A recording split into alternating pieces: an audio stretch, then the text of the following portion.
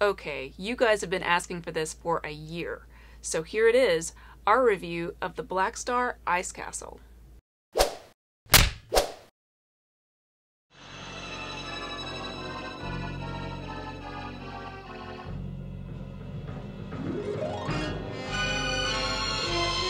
Last year I came across the Blackstar Ice Castle while researching for another video.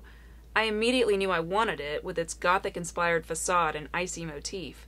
What I didn't know was how difficult these castles are to get intact. The plastic is so thin and often shatters in shipping, so you can end up with something like this. Because it breaks so easily, you may find that it's hard to find a complete example without breaking the bank. Contrary to what some people think, this toy line was not overshadowed by the popularity of He-Man. This castle came out in 1983, and that's 2 years after its cartoon had ended. At that point, He-Man was super popular, so Filmation said, hey, why don't we cash in on the trend? Kinda like zombie and vampire movies today. Thankfully, we received ours intact. The packaging is outstanding. Rather than the standard photo of the toy that you usually see, the cover has a scene that looks more like the cover of a Dragonlance novel than a playset. Since the lines are kind of related, I'm going to use Snake Mountain as a comparison for some of the key features of this playset, since they're both bad guy hideouts. The first thing you notice, and what any kid back in the day would have definitely noticed, is the size. It is so much bigger than Snake Mountain. However, like Snake Mountain, it doesn't look much like the castle from the cartoon, with its multiple crescent moon flank spires. The entire thing is made from thin plastic that was clearly poured into a mold and then airbrushed. Badly. It kinda reminds me of those cheap plastic Christmas decorations we had when we were kids.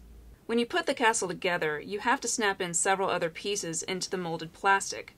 I'm not sure why they thought this was a good idea, other than it was probably cost effective.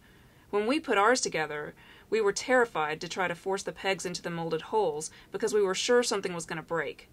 We can't even get the top spire to attach at all, even using wax. I swear this thing's going to break. Once you get it together, I'm not sure you could successfully take it apart again either without breaking it, so that makes storage a real problem. Due to its height, the whole thing is pretty wobbly. The entrance is flanked by 3 demon heads that glow in the dark, like 80s magic. The left tower contains a gun turret that can fire a missile at any undesirables, like Trobits. The right tower is a perfect spot for the Overlord to stand and hurl down curses of doom to our fearless hero, or gather his minions below for an inspirational evil pep rally. There are a few stickers that need to be applied. We decided on applying copies of the stickers since this is such a rare piece, and there is a real possibility that the original stickers would not maintain their stickiness.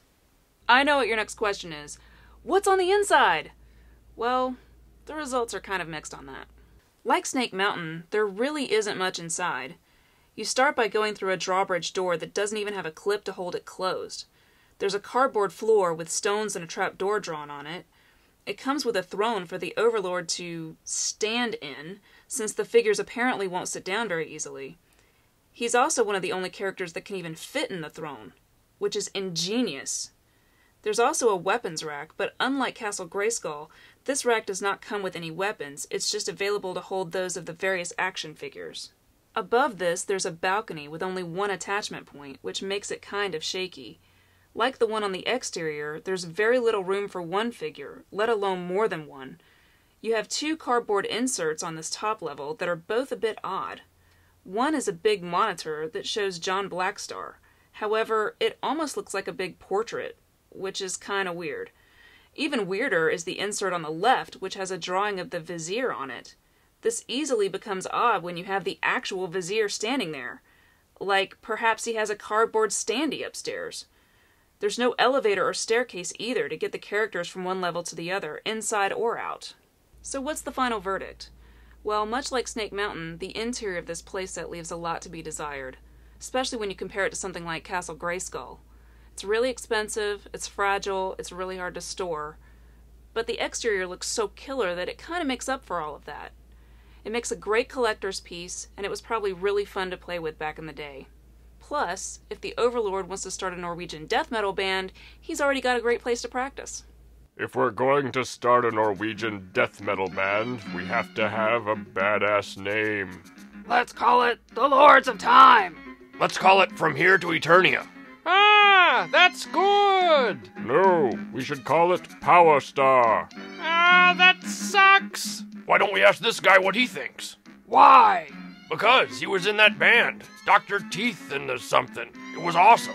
I'm not Sam the Eagle, and I wasn't in Dr. Teeth and the Electric Mayhem.